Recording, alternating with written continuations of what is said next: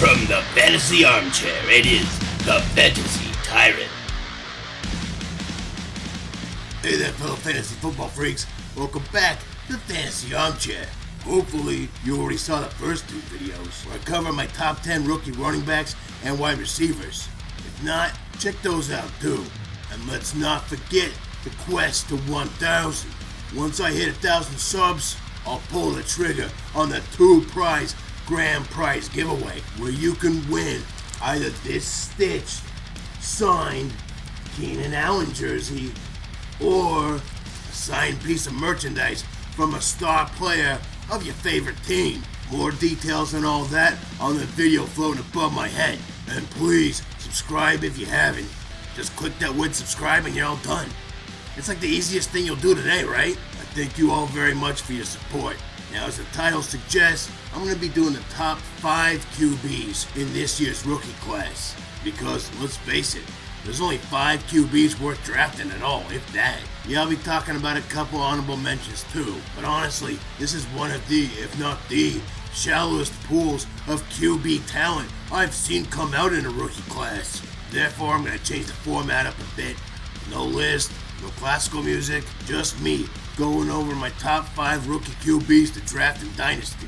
And I'll start at number 5 and work my way up to number 1. And speaking of number 5, my number 5 QB from this rookie class is Sam Howell. Now, a year ago, I'd have been laughed off my channel having him this low on the list. He was considered for a while to be one of the top prospects in this draft. Coming into the 2021 college season, he was right up there on top. Now, in his first couple years, he lit up the scoreboards, but a paltry 2021 campaign may have proved that it was those playmakers around him that made him look good. Because without Java Williams, Michael Carter, or De'Ami Brown, who looked mediocre at best, completing just 217 passes out of 347 attempts. Pedestrian 62.5% completion rate for just over 3,000 yards and 24 touchdowns compared to 9 picks. If it weren't for his mobility, he may not even be draftable at all.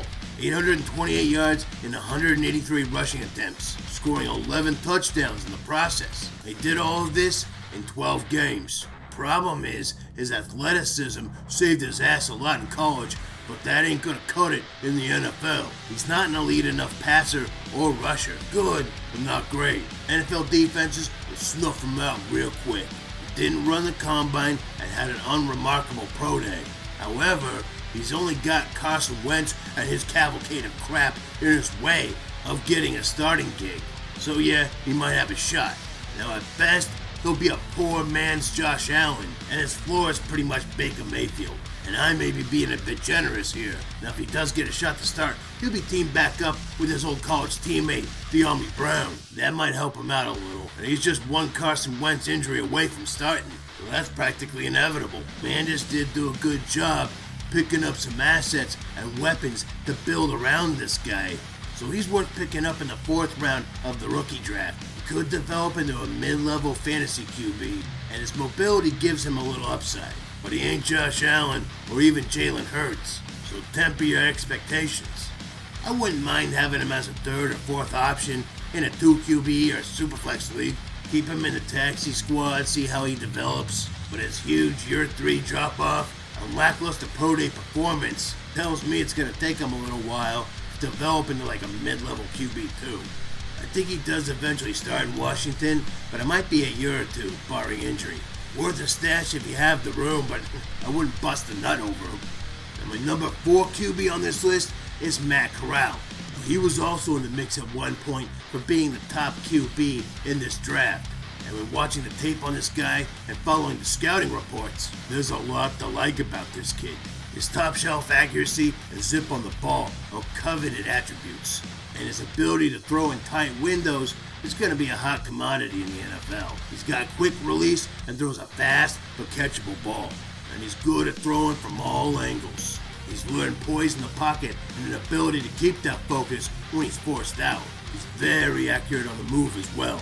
His fancy footwork and understated mobility is going to help him out of pickles. And his intangibles are nothing to ignore. Dude is a born leader, and he'll put the team on his back if he needs to. Now for the bad news. His arm strength ain't exactly all that, And while that's less of an issue in today's NFL, it's still worth noting. His penchant for lame duck throws could result in plenty of picks at the NFL level. So he's going to have to learn to hone that shit in.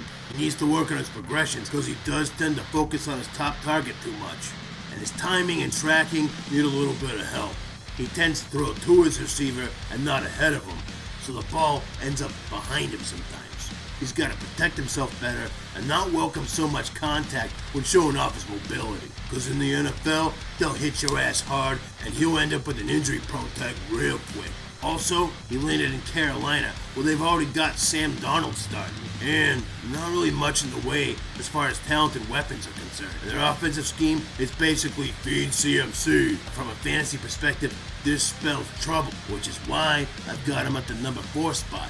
Dude can ball, but is he really going to get a chance to shine in the NFL? It'll be interesting to see what side of the coin he lands on in Carolina. Worth picking up in the mid to late 3rd round to find out. Now this is where things start getting interesting, because my number 3 QB on this list is Malik Willis. Now don't go clicking away just yet, hear me out. Yeah, Willis has got a rocket for an arm, I know that. He can throw in tight windows. He's got all the raw talent, athleticism, and mobility that you want in a next-gen QB. His highlight reel and pro day performance keep everybody in awe.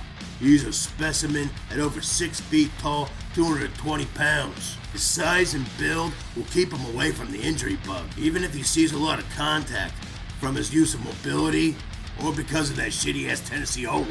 And he can make deep throws with ease, put a nice zip on the ball. So from a pure physical and athletic standpoint, Malik Willis is number 1, no doubt at all. But it takes a lot more than that to be successful at the NFL level. His accuracy needs work, and he could improve that. Just ask Josh Allen.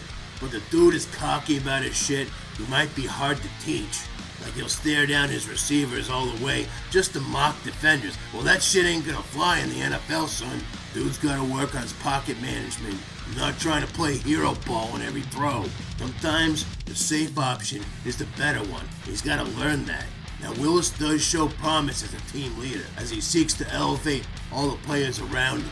But he does have some maturing to do. Maybe sitting a year behind Tannehill will help with that.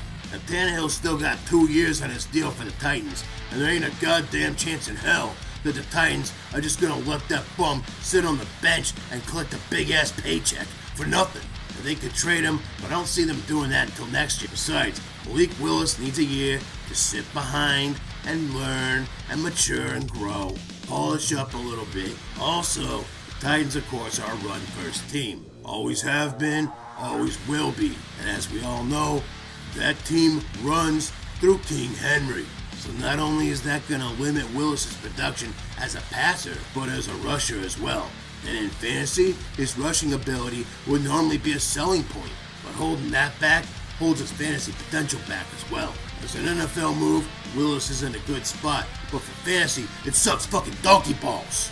Still though, I think his talent will win over, just maybe not a top 5 guy like everyone wants him to be.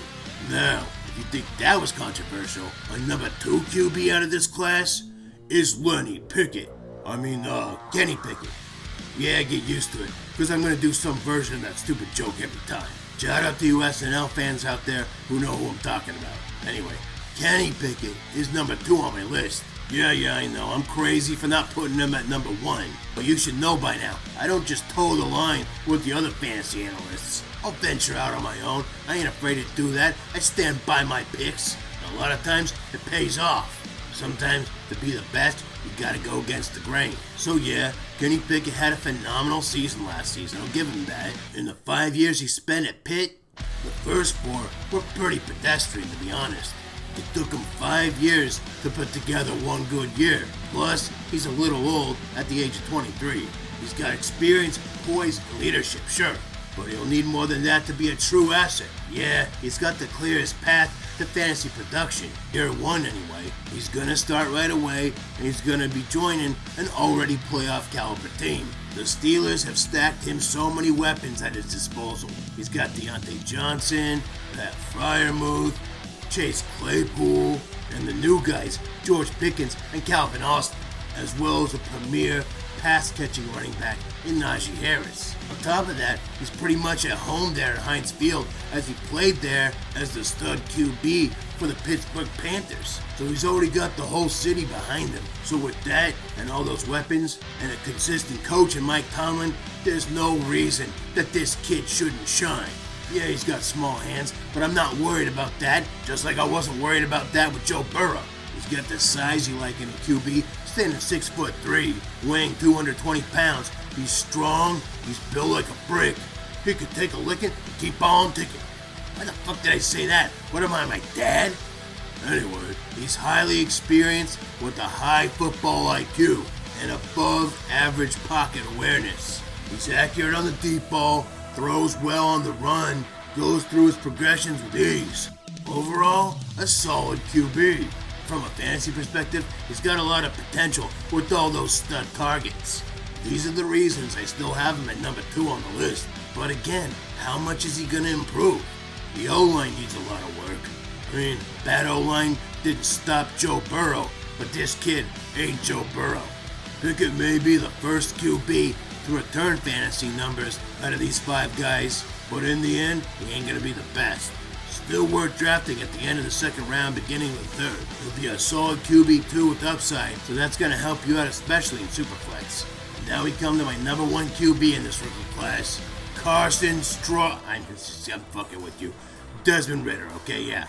Now, of course, Ridder has drawn a comparison to Malik Willis and vice versa. Both are athletic, mobile, next-generation QBs with a lot of potential. Most draft analysts have Malik Willis over Desmond Ridder. So why am I such a rebel and not only putting Ridder over Willis, but as the number 1 QB on this list? Tell you what.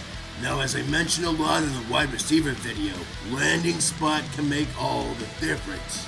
Falcons clearly had Ridder on their radar when they traded away Matt Ryan and picked up Marcus Mariota. In fact, Desmond Ridder has been compared to Mariota all throughout the draft process. Coach Arthur Smith has experience helping out to coach a Mariota-like prospect, considering he helped to coach Mariota on the Titans. I think it's only a matter of time before Ridder becomes the number 1 guy, and when he does, Duke could be the rich man's Mariota.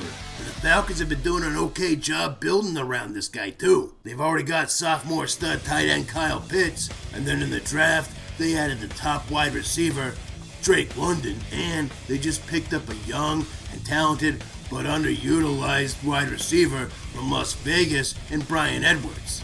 And Ridder's not going to get much competition, and as far as rushing goes, he doesn't really have much competition there either. Cordero Patterson's more of a gadget guy, and the rookie Tyler Algier is going to need a little bit of time to work on his craft. Now the Falcons do need to make improvements on the O-line, but I'm sure they'll approach that in the future. And if Calvin Ridley gets his head out of his ass and actually comes to work, this offense could be prolific for years to come. But it's not just his landing spot that has me on Ridder's jock. His attributes certainly help. Standing at 6'3" with 10-inch hands, damn. Running a 4.5 40, best, by the way, among QBs at the Combine.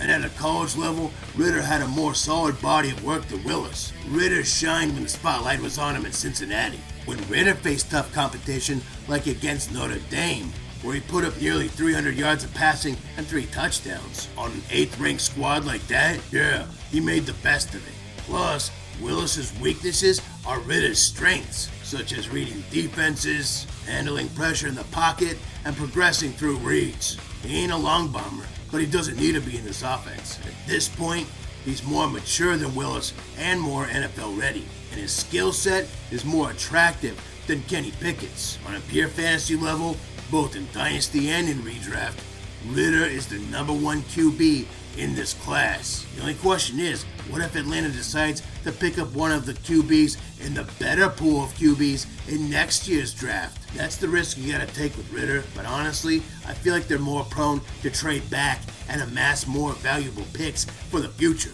Because why would they take all this time to build around him like this, bring in Mariota as a mentor. It just fits together. It makes sense for Desmond Ridder to be the guy here. So as of now, with everything factored in, for fantasy anyway, Desmond Ridder is the number 1 QB in my heart, and I think he'll be the number 1 QB in yours if you pick him up. And dude might even fall to you in the late second or even third round or later in drafts, depending on how savvy a league is.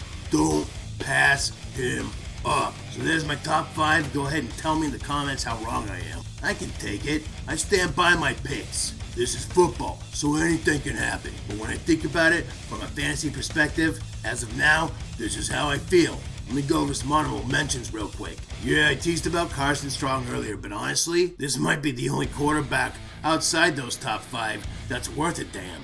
He actually has a chance to start in this league, if by any other reason, because of injury. Jalen Hurts is reckless as a runner, and from a fantasy perspective, we love it. But it does mean the guy probably has an inevitable injury coming. It's just a matter of time before he's hurt and Carson Strong takes over at the helm. And yeah, he's mediocre, but not bad.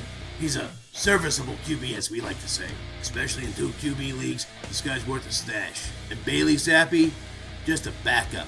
I wouldn't take him unless maybe I'm a Mac Jones owner and only with a late round flyer. You might taxi him, whatever. And that's really about it. I'm not drafting any other QB in this rookie class. So there you go. I hope it helps. Got one more Rookie Dynasty video to do tomorrow, and that's where I'll be covering the tight ends.